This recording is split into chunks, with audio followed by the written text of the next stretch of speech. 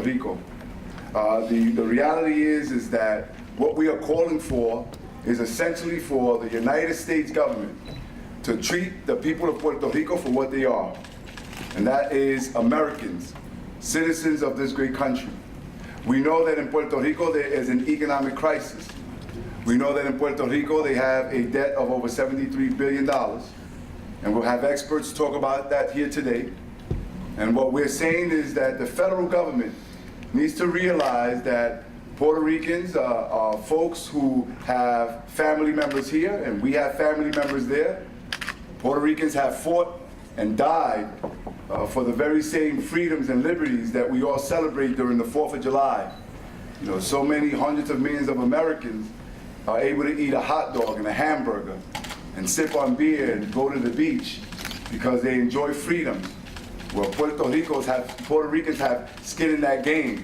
Puerto Ricans have been able to fight and protect those liberties and freedoms. And so we want for the federal government, and there's leadership in the United States Congress. We're thankful and grateful to Congresswoman Nida Velázquez, who's been a champion, a strong voice, to make sure that legislation is passed, along with Jose Serrano, that would allow for the Commonwealth of Puerto Rico to restructure their debt. We're also here to say that it is unfortunate that we have also a health care crisis in Puerto Rico. It is unfortunate that while we continue to speak of health benefits and health care here in the United States, that in Puerto Rico over 2 million individuals depend on Medicaid and Medicare. People where 45% of the residents there live below the poverty line. And yet, when we ask for the U.S. federal government to simply give us equity, we don't want any favoritism. We just want them to be treated equitably and equally, and giving the reimbursement rates that the other states get. But no, what did the Obama administration do? They added insult to injury and cut the Medicaid and Medicare services by over 11% for Puerto Rico. That is a disgrace. That is disrespectful.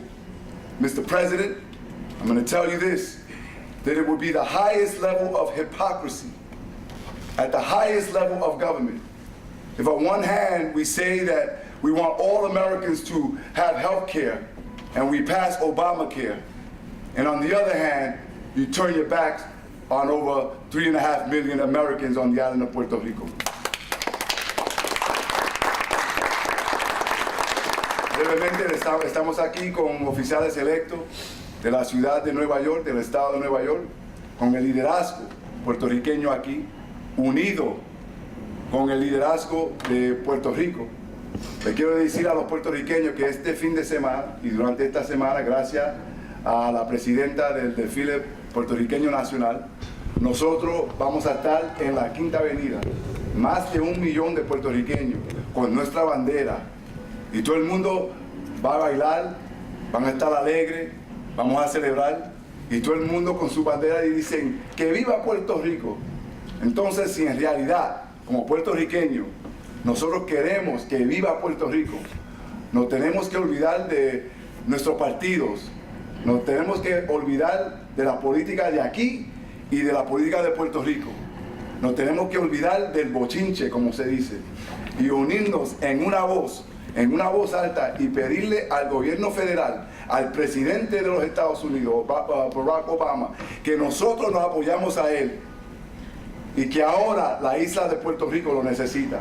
Ahora los americanos que viven en Puerto Rico lo necesitan. Necesitamos que apoyan a la isla de Puerto Rico en términos de crisis económico y también en términos de crisis de salud. Entonces, con eso le quiero traer al presidente de la Cámara de Comercios hispano aquí en los Estados Unidos, a nuestro gran amigo, el honorable Ignacio Veloz. Our boss. Our boss. Thank you, Ruben, and thank you, Lorraine, for this opportunity. This is a great, great weekend, and Puerto Rico needs all of us. Puerto Rico, the business of Puerto Rico is struggling right now, and we need to grow our business. And we hope that la diáspora puertorriqueña, all the Puerto Rican in the state, help the island that we need us. The government and the federal government have the tools to grow this portion. They have the SBA, the Department of Commerce, can help the business of Puerto Rico to go where they want to go. I know the politics are good, and we are better. I hope that we can go with Eduardo Batia in the Senate and with others. We can go and grow Puerto Rico that way it have to be. And for the future, for my kids and for everyone. Thank you for being here, and I hope to join you in every step of the way this weekend. Lorraine, thank you. Le quiero dar las gracias a todos por estar aquí. Puerto Rico realmente necesita de nuestra ayuda. El gobierno de Estados Unidos tiene las herramientas necesarias para poder ayudar a nuestra isla. Y nosotros estamos ahí con las manos abiertas para ayudarlo. No podemos estar pendientes a que todas las demás personas puedan venir a Puerto Rico a hacer negocios. Nosotros estamos allí para hacer negocios. Tenemos los conocimientos, tenemos la educación y estoy seguro que somos mejores que muchos en la isla. Así que le pido a la diáspora de Puerto Rico que nos ayude también. Podemos exportar nuestros servicios sin tener que mudarnos de la isla por los beneficios que tenemos y sabemos que podemos lograr levantar a la isla como debe de ser y como estaba en el pasado, para nuestros hijos y para nuestro futuro. Muchas gracias por estar aquí esta mañana. Gracias, Ignacio. We've been meeting here for the last couple of weeks. The Puerto Rican leadership, we've all been organizing. We've been doing so with Dennis Rivera. We had a meeting a couple of weeks back with U.S. Senator Chuck Schumer, who has said that he is with us and with Puerto Rico and everything that we need and is doing everything that he can. Again, let me reiterate the fact that we have two champions in Nidia Velázquez and Jose Serrano in the House of Representatives. We've been moving forward. And you know, the reality is that again, the politics that we all may have, regardless of what we believe in and what the future status of Puerto Rico should be, everyone, and even the politics that we have here locally, everyone has put that to the side for this one cause. And what I want to do is sort of go back and forth a little bit and bring up the leader of the Senate in Puerto Rico, where again, even in Puerto Rico, and we all from Puerto Rico, we know the politics over there, but there have been resolutions, there's been bipartisan and tripartisan efforts to make sure that they address this situation. And with that said, he's been amazing. I've known him for over 20 years. He continues to look younger and younger. He's a strong voice over there, and we love to have him in New York City, and he's with us here today, the Majority Leader of the Senate, Eduardo Batia. Thank you, Ruben. Thank you. You look younger too. Lorraine and Dennis and the rest of the leadership up here, thank you so much for having me here. This is a special time. This is a special time because, as Ruben was saying, we're here to celebrate who we are, but we're also here to demand that the people who we represent, either here or in Puerto Rico, get the same treatment when it comes to healthcare. Healthcare sees no colors. And when it comes to diseases and when it comes to people getting old, it doesn't matter what party you belong to. You get old and you need healthcare. And Puerto Ricans, in this case, in this respect, in terms of Medicare. Medicare, for those of you who may not be familiar, is a portion of health law and healthcare that applies mostly to the elders.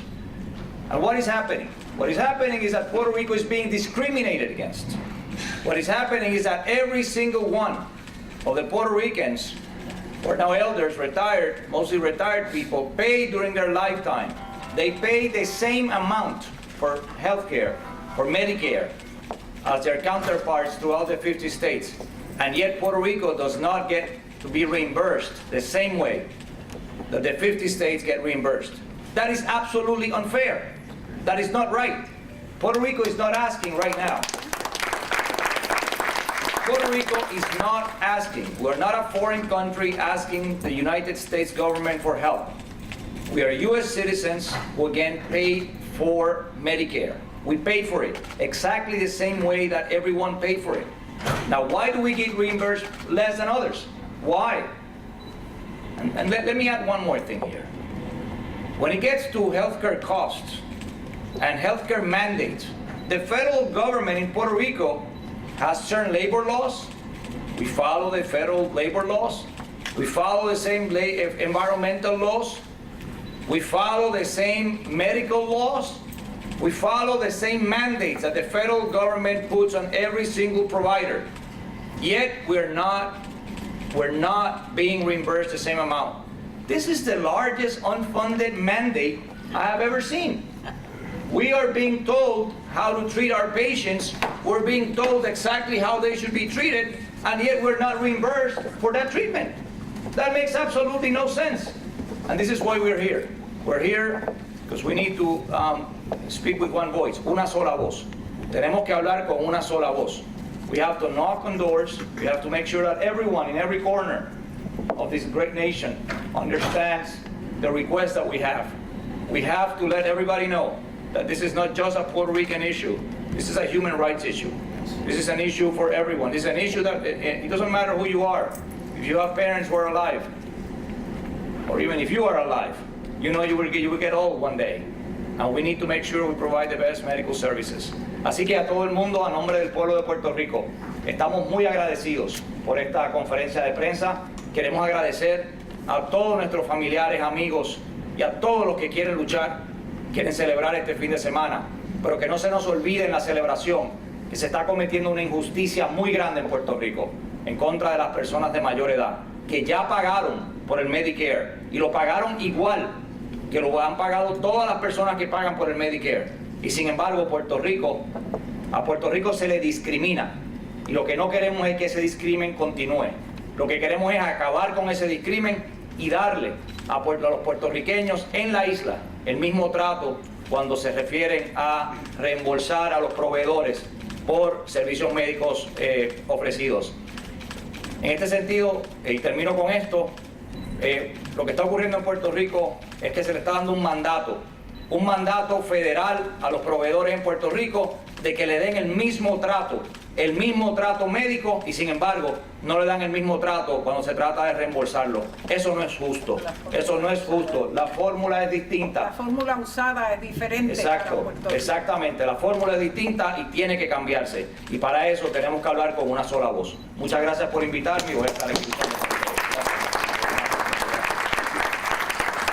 And one individual who is an expert in healthcare, has been a strong voice for healthcare benefits to people of the state of New York, to families, working families here in the state of New York and throughout the United States, but has also taken this as his own personal mission for the people of the island of Puerto Rico, and has been knocking and speaking to everyone at every level in Washington, D.C.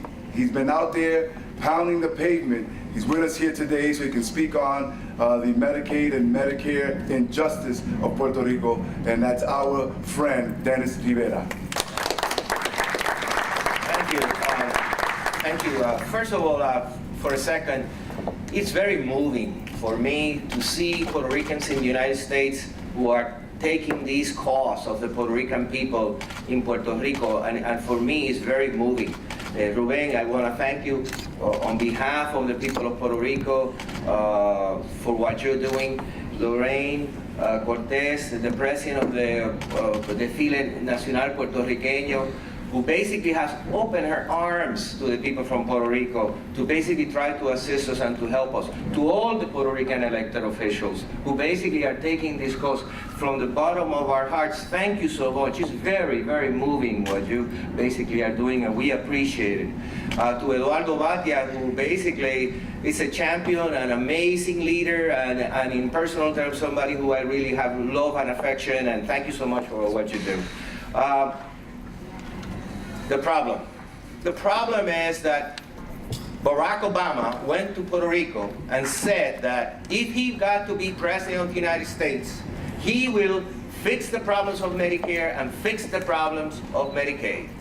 And he is about to leave the presidency in worse shape for the Puerto Rican people than when he took over.